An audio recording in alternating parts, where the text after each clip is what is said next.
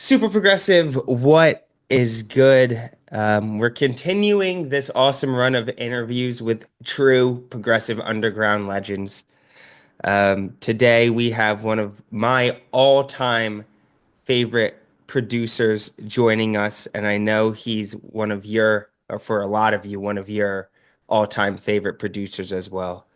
So we're gonna get right into it. Today Thank we you, man. have Good to be Quivver, John here. Graham, joining us on the podcast. John, how are you doing, man?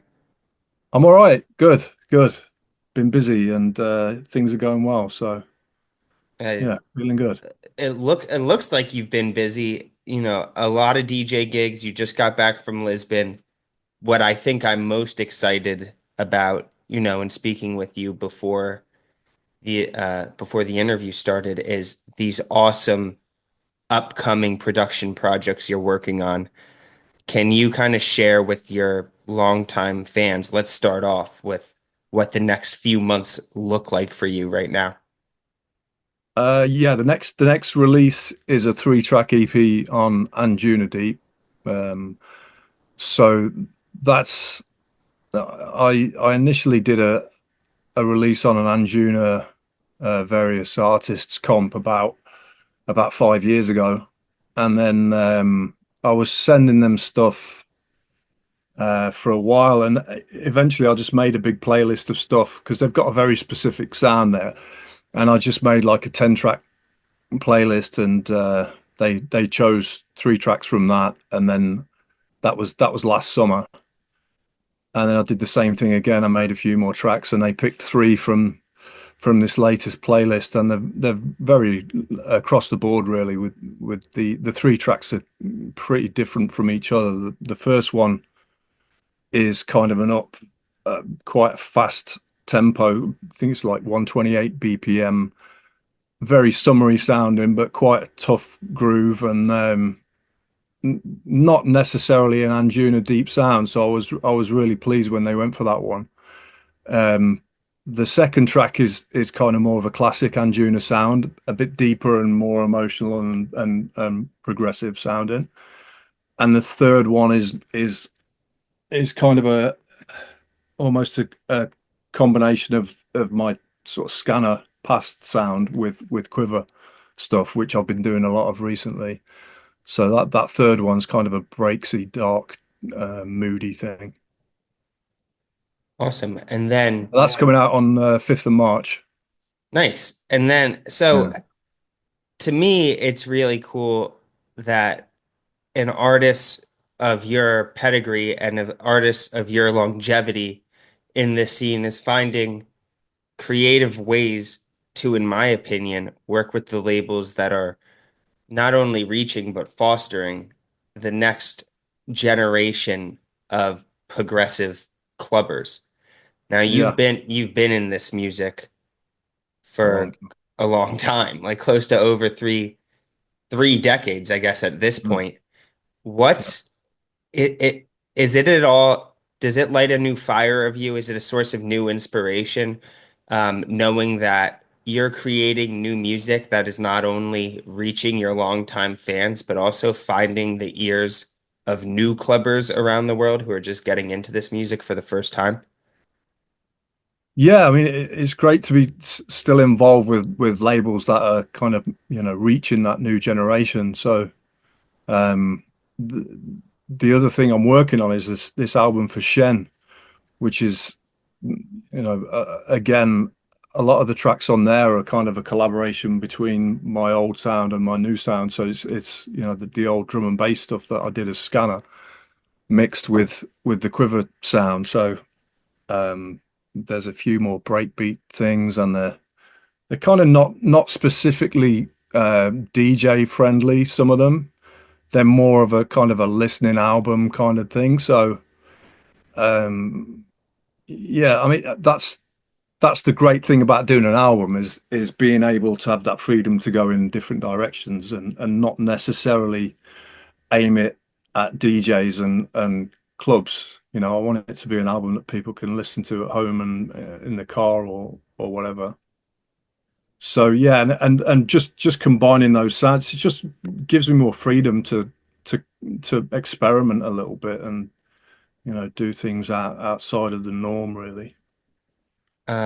It's cool to me because one thing that longtime clubbers, one thing that longtime producers and promoters tell me about underground music is that it comes in cycles where over the span of a few decades, things become more popular, then they kind of fall out of favor with the popular Mm. audience, and then they come back.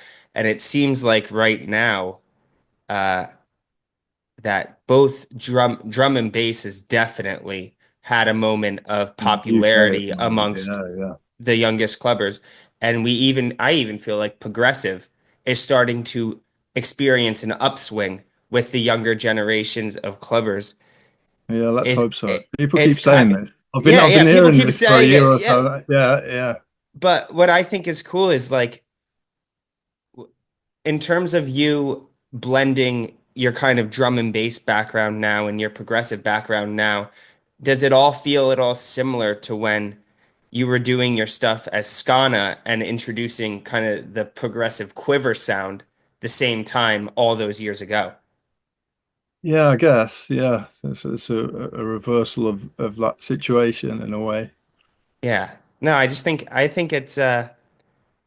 it's pretty cool. And I'm stoked because I'm stoked to hear kind of your artistry unleashed on the Shen album because as you were saying, the album format provides an opportunity to make these non-DJ Hmm. club tracks. So in terms of you producing these these album tracks, are you kind of coming at them with a different perspective or a different source of inspiration compared to what you would do with a Yeah, club focused, dance focused track? yeah, definitely. I mean, outside of the studio and DJing, I don't really listen to much dance music as such. When I'm in the car or when I'm traveling, I'm listening to like indie rock music and hip hop and a lot of chill out music and listen to all sorts of stuff. But I think that stuff gets sort of thrown into the pot when I'm thinking about album tracks.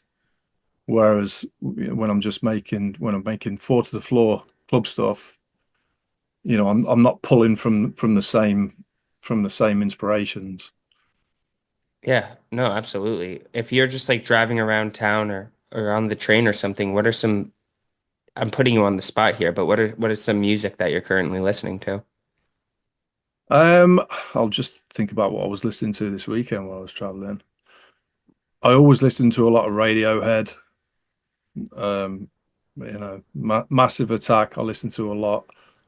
Smashing Pumpkins. Still listening to bands like that, and I listen to a lot of like random chill out stuff as well. Got a huge chill out playlist that maybe it's because I'm getting old that I listen to a lot these days.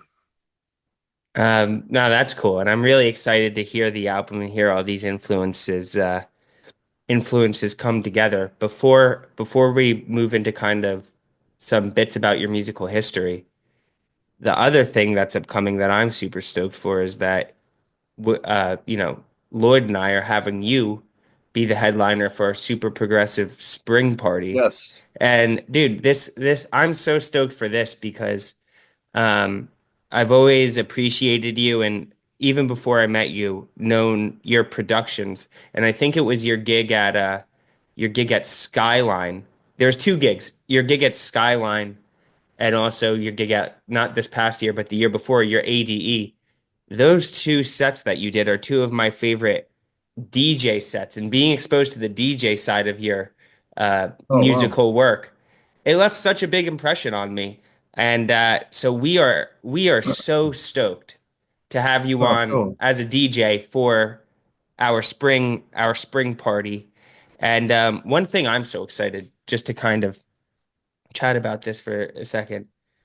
The party, it's like an intimate party. We like invite, the capacity's 85, probably be like at peak like 100 people in the Hmm. event. But what I get so excited about with this progressive underground community it feels like anybody who loves this progressive music finds a way to make their own contribution to it, no matter what that avenue is, whether it's being like a local resident DJ, whether it's Yeah. getting into production, whether it's like running a label or helping a label.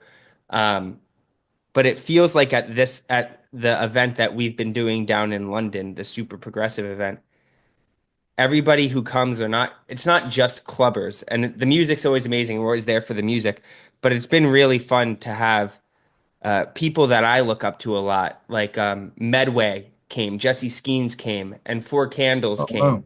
and all of these DJs and producers that Sean Harvey, all these guys that I really look up to as producers, come to the event, and it feels like everyone leaves with a new project in the works, a new collaborative Yeah. project with Oh, someone they oh, meant. motivated to go Yeah, out and yeah. make more music. Yeah. And so yeah, I'm just really, really looking forward to that and super appreciative that, you're coming and playing this quite intimate gig for us, but it's gonna be a blast. Yeah, I'm looking forward to it, man. Yeah, it should be great. All right. This is a question transitioning into your musical history. Not only do clubbers kind of speculate about, but you actually told me that people ask you all the time. Quivver. Super Oh yeah, interesting name. As the a name. surfer, when I hear the word quiver, it's like the collection of boards that you have is your quiver. All How'd you right. come up with the name Quiver? It was right. Originally, there was two people for a start. There was me and my friend Neil Barry, and his name was we both got first of all we've both got first name surnames, if you know what I mean. Yeah. My surname is Graham. His surname was Barry, so we couldn't do the classic kind of second name combo thing. We couldn't be. We didn't obviously we weren't going to be John and Neil. We weren't going to be Graham and Barry or Barry and Graham. So we needed a name, and the first name we actually came up with was Global, and that we sat with that for a while, and then at one point one of us went, no, it sounds too much like Orbital. And Orbital were massive at the time, so we're like, no, Global just sounds like a copy in Orbital. So that went out the window, and then we when we'd finished Saxy Lady, we pressed up I think like 20 test pressings, and we decided we were going to call ourselves Scope. So we wrote Scope on all these test pressings, sent them out to like 20 DJs, and the following week uh, we were in the studio at the time, and the phone rang, and I'd put my phone number on the record. So it was a late. I can't remember what the label was now, but they were like, "Hello, we've actually got an artist called Scope." And I was like, "Oh shit!" So and that was it. So that was the end of that. I was like, "Shit, we need a new name." There's already somebody called Scope. Um, and we want I think that the vibe was we wanted to make music that would give people goosebumps. You get that goosebumps moment with some tracks, and we were like, what about Shiver? And in the meantime, we got a call from, it was literally a few hours later, from this one call from the one label telling us that there was already a scope. We got a call from the A&R guy at AMPM Records, which was a major label. And he's like, I heard it was either Paul Oakenfold or John Digweed play your track on Saturday at Ministry of Sound. Would you be interested in signing it to AMPM? And we were like, yeah, of course. So he was like, well, do you want to come down for a meeting? And so we were like, yeah, of course. So on the way down to the meeting, we're like, shit, what we're going to call ourselves? Because at that point, they thought we were called Scope, and we hadn't really thought of a name. And then we were like, well, Shiver's kind of, it's a cool word. But then we were like, somebody realized there was already somebody called Shiva, Oh yeah. SHIVA, who was signed to Deconstruction, which were also a massive label. So, oh no, we can't call ourselves Shiva because then it just sounds so much like Shiva. And then we're like, what about Quiver? Oh yeah, that's kind of all right. It's similar thing. We'll put two V's in it to make it sound different, and that was it really. We got to AM/PM and we were like, well, yeah, we're up for doing this deal. By the way, we're not called Scope, we're called Quivver, and that was that really. And then a couple of months later, we did Twist and Shout. The two of us did Twist and Shout, and then we were always kind of in the studio at different times. Neil would be in the studio later on in the afternoon, and I would be more working more in the mornings at that point. And we were sort of like passing each other in and out of the studio, and we were like, look, let's just separate the studios again. You do stuff at home, I'll do stuff at home, and then we'll get together and finish the tracks or whatever. But that never really came about, and we just sort of parted ways. And I was working on my own stuff, and Neil was working on his own stuff. And then I got a call one day from someone at Arista Records saying, "Do you want to do a remix for us?" And so I did this remix, and then I asked Neil, "Do you mind if I use the name Quiver when I do this remix?" And he was like, "No, sure, that's cool, it's fine."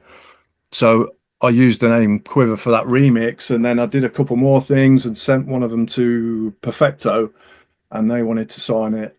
And at that point, Quiver had kind of got an established name, and probably we'd sold probably 20 odd thousand records at that point because the first two did pretty well.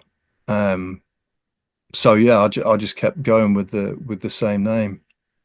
A super interesting story. If you Long don't mind, story. yeah, but I kind of want to stay in this area of your career. There's so many things that you mentioned, and there's also, I know, just knowing the history of your music, there's so many different aliases that I would actually like to kind of establish a timeline of like what you were performing as when you were performing with these different or what you were producing as with these different Yeah. aliases. But the first question I have is for Saxy Lady, you said that you did test pressings and you sent these out to DJs. And I'm guessing two of those Hmm. DJs were Paul Oakenfold and John Digweed because those were two DJs Yeah. that the A&R heard. How'd you get into this scene and how'd you already kind of like establish potentially a rapport with John and Paul, or how'd you know that like those were the two guys to send the track to? Like how'd you get into this underground music scene and how'd you kind of build those relationships with those guys, or did you just send them in kind of on a flyer and be like, Yeah, hey, we didn't have any relationships with yeah, anybody. I don't know how I don't even know how I got I guess Oakenfold I would have probably sent it to Perfecto. Um, but I don't actually remember how we yeah, managed to get the addresses to send to for people. It was I mean, it's a very long time ago now. It was yeah. sort of No, I just wasn't sure if you were magic, but already, yeah. I know that was your No, I first wasn't. I production, didn't. I didn't but know yeah, anybody in the kind of house progress. It wasn't even progressive house at that point. It yeah. was, in that scene, I didn't. Neither of us knew anyone. So how do you decide that this was the music that you wanted to produce? Well, I'd been producing drum and bass previously to that, which wasn't called drum and bass at the time. It was called jungle and hardcore breakbeat and whatnot. But I'd been listening to more housey music, four to the floor stuff, and Neil was more into kind of more techno, but kind of a lot of ambient techno as well. Stuff like the Orb and Tangerine Dream and stuff like that. So, he'd got a kind of a vibe of his own, and I wanted to do some housey stuff, and we just kind of went in the studio and Saxy Lady came out basically. So When you were doing, neither of us had a particularly like specific direction, and at that time there was so much music of kind of different flavors within the sort of house and techno scene. The genres weren't very specific at all at that point. Everything was kind of just overlapping, and people were just experimenting still a lot, I think, in those days. yeah, when you were like kind of experimenting, as you say, with those jungle tracks beforehand, Was that under Skana or is that under a Yeah, different name? Oh, that was yeah, under Skana. Okay, yeah, cool. yeah. That's And how then I'd that's how I'd kind of got because I'd released a couple of EPs on my own, and that's how I'd got a hookup with the pressing people and stuff. So nice. that from that when we'd finally finished a Quiver track, I'm like, well, let's just press up some white labels and send them out and see if anyone likes them. And we got lucky. Was uh was that like a pretty big was that not like an overnight success, but did things start moving really fast for you? Yeah. I can When I look imagine when I once, look when I look yeah. back now, I realize how quickly things changed. It was like literally from a couple of years of me leaving a job, producing the first scanner record, driving it around record shops in London and Manchester and Birmingham, literally with the back of my Vauxhall Cavalier full of records, and me and a friend of mine from Coventry and another drum and bass producer, Neil Tricks, the two of us together, we had like loads of boxes of records stacked in the back of my car, and we just went around all the shops that we knew of, selling like however many they wanted. They would just put it on the turntable, like listen through. Yeah, yeah, not bad. Yeah, we'll have 20 of that. And then the next shot we were like, yeah, we'll have 40 of that. So that's how we did the first that's how I did the first scanner release.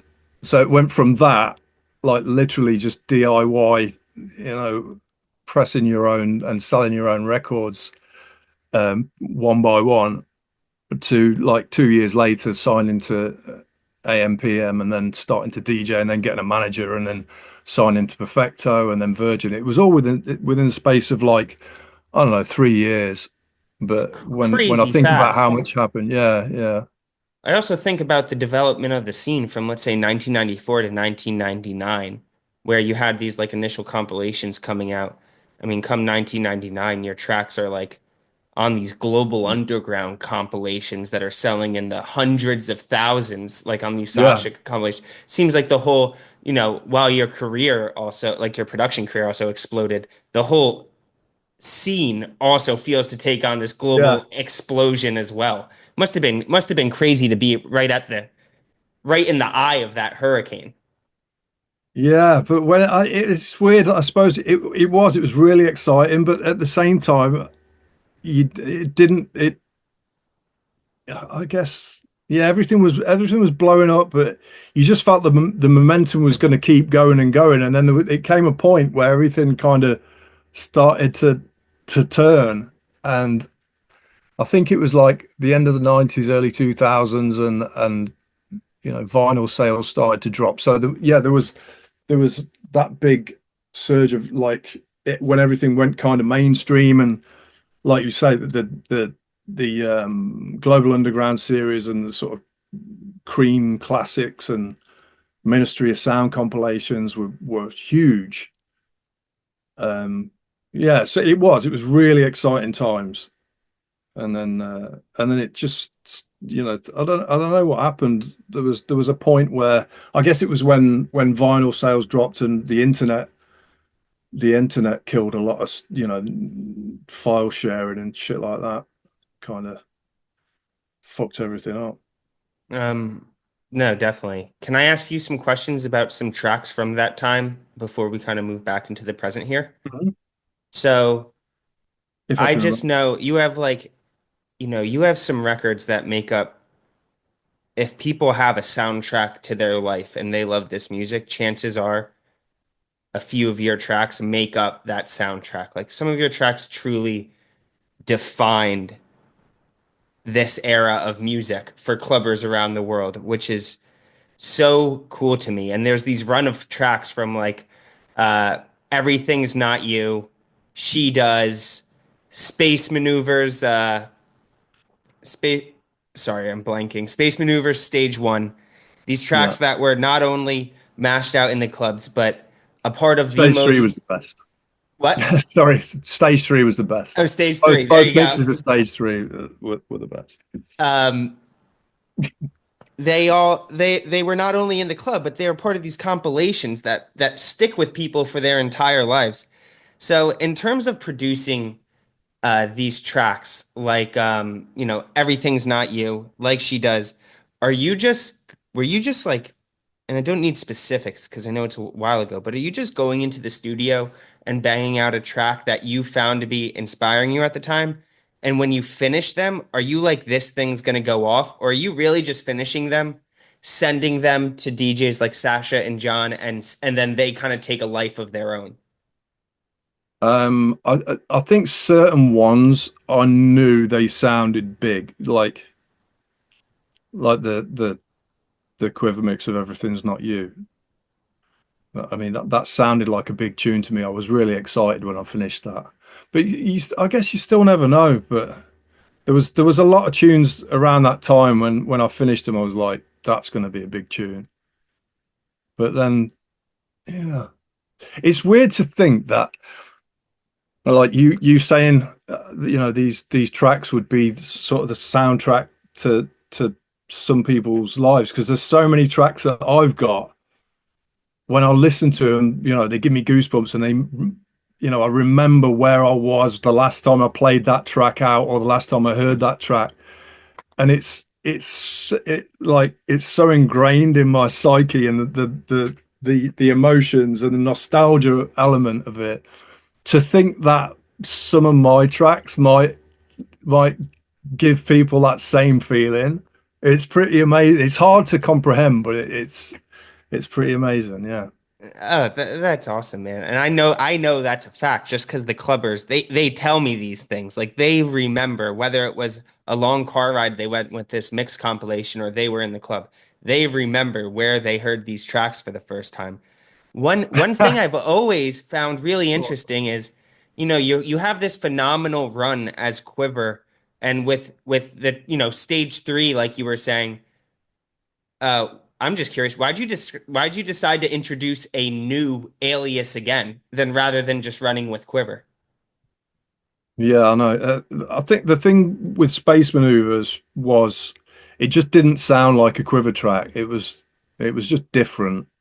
So outer It, space. yeah, it was. It was, yeah. It had a sort of a really specific sound, and it didn't sound like anything that I'd released as Quiver. So I was like, yeah, that's got to be a separate thing.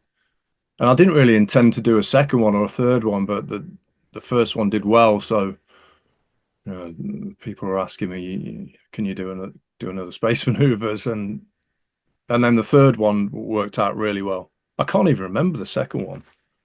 I just remember the third one was really big. The one with the samples from Dark City. So cool. Now, amongst this era, this was something that's totally new to me. And this is just a process of me going back, speaking to other producers. I didn't realize, today going back, that you were also part of Tilt, which is Oh yeah. which is amazing. And I think one of my favorite interviews I've ever done was with Mick Park, and he would explain what those production sessions with Tilt were like. That you guys were, he said that you like to listen to the tracks louder than anything he's ever, or maybe he liked to listen to the He tracks. did. No, He he did. did. Sorry. He made Yeah. everyone fucking He deaf. he had these monitors that were basically like Oh, they built were for the huge. club. But Yeah. in terms of those productions, how'd that kind of production collaboration come to be when you had your whole solo thing going on as well? Um, the first one we did was because Parks and Wilson did a remix of Saxy Lady. The second Quiver release, Twist and Shout. I think it was that had the B side of that had a remix of Saxy Lady that Parks and Wilson did. So I got in touch with they lived just down the road from me, but we didn't know each other. Um, and sort of after we'd sort of connected with them doing that remix, they said, we're going up to this studio in Stoke that we use to make our tracks, and do you want to come up for a day? So I went up to Stoke, and we did I Dream, which we gave to Perfecto, and they signed it immediately. Um, and so yeah, that was just going to be a one-off sort of day in the studio collaboration thing, and it turned into like a 5 year project, with a lot of singles, a lot of remixes, and some live shows as well, some big live shows. I mean, we did some live shows at home. We did one at home in London. We did Privilege in Ibiza. Yeah, we did some big shows. Yeah, it's amazing, man. That sound is one of my favorite sounds, just packed with energy. Um, but yeah, I also want to bring it Yeah, but back the to the, the process was fun and the interesting though. If you'd have been a fly on the wall, you'd have imagined how the fuck we ever got anything decent finished in those days. Yeah. the it's it's awesome. Now I want to conclude this with one of your more because we talked about your future projects, but one of the current projects that you just came out. I mean, it is recent. It feels like ages ago with how fast the freaking industry moves. But I want to shed some light on this because I found it to be a very, very refreshing process was or refreshing project is was your Balance album with Dave. Yeah. How I mean that was a project that was like extremely well received by everyone. And I'm curious when when you team up with Dave both in I think you guys have done some productions together in the past in some capacity. I may be We incorrect. we Yeah, we yeah. did previous to the Balance album, like Yeah. there was a couple. And then on the Balance album, you guys, I mean, Hmm. collaborated heavy, but can you talk a little bit about the nature of that collaboration and what you each brought to the table to kind of come with such a cool finished project that I think complemented both of your skill sets extremely Yeah. well. Well, I think our sounds are kind of they're different enough that the sort of the collaboration sounds different to anything we would produce on our own, which is cool. Dave's got his sound, I've got my sound, but the combination of the two is always different to anything that we do individually. So um when we tend to work here, we always work in my studio, and Dave usually he'll have an idea about what he wants to do, and we'll talk about it before he comes up here, and then he'll come with a drive full of samples and stuff. I mean, he's been going through his vinyl a lot recently, as he and he sold a lot of his vinyl, and when he was selling a lot of it, he was recording lots of samples and stuff at the same time. So he always comes up here like loaded with samples, and so we've always got a rough idea of what we're gonna do, and then it will go off on a tangent anyway. But and just that, yeah, that combination, it's always kind of something fresh. It's never like I say, we'll have a rough idea and then we'll go somewhere else and somewhere else, and but the Balance album was it was a lot of work. It was a long time putting that together. It's hard to find that much music because it's a double CD as well. Oh yeah, it's like It's like we sourcing had like I think we 36 tracks or something like something yeah insane. yeah, I can't remember how many it was in the end, but yeah, we listened to a lot of music and trying to not just pick all the best tracks. It was what tracks are going to work together as an album as well. So we were kind of trying to put it together in our heads as we were listening to stuff, and there was tracks that got left out in the end, even though we both loved them, they just didn't fit. But yeah, it was a bigger process than I imagined it was going to be going into it, because both of us, we do a mix every month, and doing a 10 track 1 hour mix, it's easy. But to me, it was just, oh well, how hard can it be? It's only just a couple of hours longer. It's a few more tracks, and we're doing it between two of us. So how hard can it be? But how wrong I was. No, definitely. It's cool. It's cool to me. It sounds like at least with working with Dave that the it may bring a fresh aspect of your production workflow when he shows Mm. up with all these different things for you to use now, like the different samples, and maybe start there with idea generation. But Yeah. for the just I think this is important to ask because you are really one of the most legendary producers in our scene, and for any up and coming producer listening to this, in terms of your production workflow and your creative process, how how are you most consistently like transforming a music idea in your head into a musical, into the origins of a track in your DAW? Meaning like what is kind of the initial stages of your production process from taking an idea to your head and putting it into into a project that you can start messing around with? Um, yeah, good question. I mean, I think, part of the reason I'm always motivated to keep making music is that I listen to a lot of different music and doing the monthly mixes, the controlled substance mixes means, and DJing as well. It means I've got to stay on top of new music constantly. And I kind of listen to stuff across the board as well. If I go on Beatport, I'm not just listening to like the progressive house chart. I'll always look through the sort of indie dance and tech house even, because even though that the majority of the music in that genre isn't going to be something that I would play, there's always one or two that will kind of fit for me what I'm playing at the time, and in deep house or in house.